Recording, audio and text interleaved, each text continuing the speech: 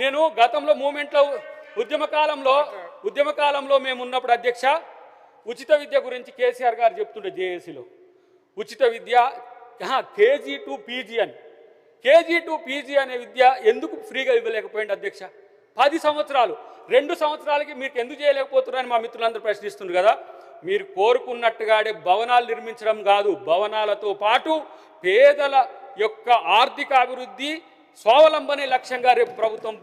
ముందుకు పోబోతుంది అది గుర్తుపెట్టుకోవాలని నేను విజ్ఞప్తి చేస్తున్నా అధ్యక్ష ప్రత్యేకించి ఇంకా 2-3 అంశాలు ఉన్నాయి అధ్యక్ష ఎందుకంటే బెల్లులు కొట్టి మరి కొట్టి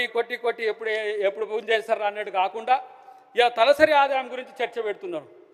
తలసరి ఆదాయం గురించి మీరు చర్చ పెట్టినరు మేము కాంగ్రెస్ ప్రభుత్వం హయాంలో ఉన్నప్పుడు కూడా తలసరి ఆదాయం వాళ్ళ తలసరి ఆదాయం గురించి చెప్పినాం అధ్యక్ష కానీ ఈరోజు డబుల్ అయిన తలసరి ఆదాయం గురించి కూడా వాళ్ళు కనీసం మెచ్చుకునే పరిస్థితి లేదు ఇలా ఎంత ఉంది మీకు 4,18,831 కోట్ల రూపాయలు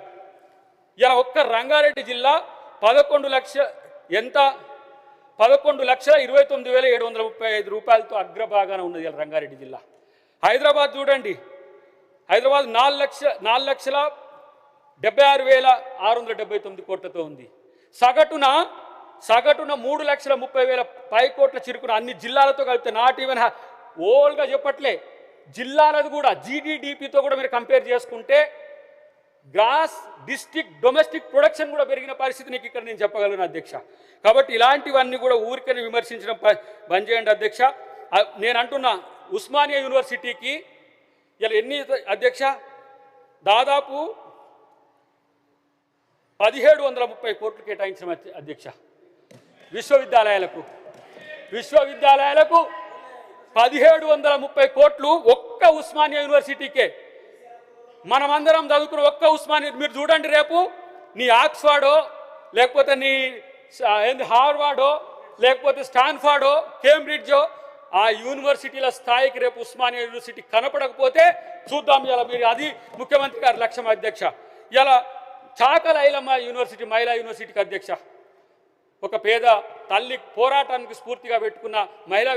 విశ్వవిద్యాలయానికి మనం చాకల ఐలమ్మ పేరు పెట్టుకున్నాం అధ్యక్ష మొదటి దఫాలో ఈరోజు 400 కోట్ల పైసలకు మనం ఇలా అలొకేషన్ చేసుకున్నాం అధ్యక్ష దాన్ని ఖర్చు చేయించడానికి పోరాడండి మేము ఖర్చు చేస్తాం ఖర్చు చేయించకపోతే మీరు పోరాడండి ప్రతి యూనివర్సిటీకి కూడా 45 కోట్లు 35 కోట్లు 70 కోట్లు ఇట్లా వరుసగా అన్ని యూనివర్సిటీలకు ఈరోజు కేటాయించిన 1,730 కోట్ల రూపాయల అధ్యక్ష కాబట్టి మైనారిటీల వెల్ఫేర్కు దాదాపు 3,769 కోట్లు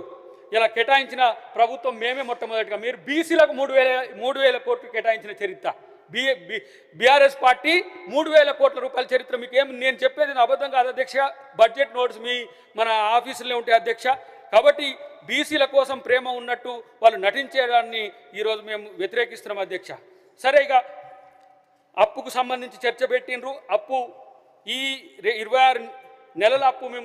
మేము స్వయంగా అప్పు చేసి పెట్టింది 1,60,000 కోట్ల పైచిలకు దాని మీద చర్చ మీరు పెడితే మళ్ళీ మా సభ్యులు చెప్పే పరిస్థితి ఉంటుంది అధ్యక్ష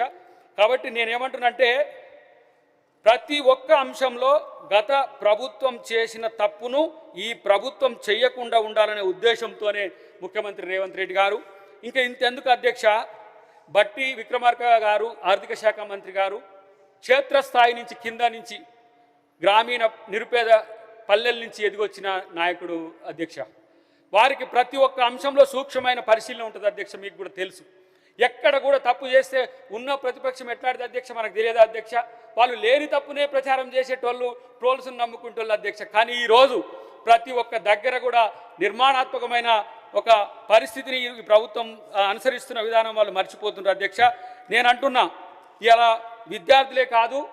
ఇలా డైట్ ఛార్జీల నుంచి మొదలు పెడితే ఈ ఇతరత్ర ఎట్లా మానవీయ కోణం నుంచి పెంచినరో వాళ్ళందరికీ కూడా తెలుసు అధ్యక్ష చివరగా ఒక అంశం చెప్పి నేను ముగిస్తాను అధ్యక్ష తెలంగాణను మనం పేద ప్రజల దృష్టికోణం నుంచి చూడాలనే ఆలోచనను బీఆర్ఎస్ పార్టీ మననంలోకి తీసుకోవాల్సిన అవసరం ఉంది అధ్యక్ష ఆ కోణాన్ని మరిచి వాళ్ళు నిర్మాణాలు కట్టడాలు విలాసం దీన్ని నమ్ముకున్నారు అధ్యక్ష పేదోనికి ఇల్లు కట్టించాలని ఇప్పుడు నా నియోజకవర్గం ఉంది అధ్యక్ష తుంగతుర్తిలో 2-3 ప్లేస్లలోనే ఇల్లు కట్టించింది కూడా ప్రభుత్వ విద్య మొత్తం కునారిల్లుతుంటే ప్రైవేటు విద్యకు పోతున్నాం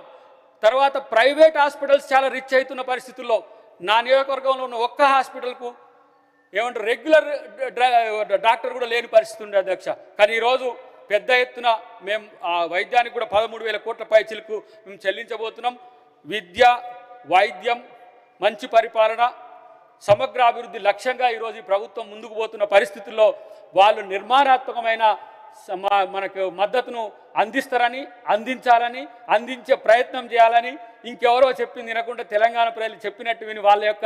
అవసరాలను, వాళ్ళ యొక్క నీడ్స్ను మీరు గమనించాలని చెప్పి విజ్ఞప్తి చేస్తూ thank you very much. Thank you అధ్యక్ష. శ్రీ ఏవిఎన్ రెడ్డి గారు.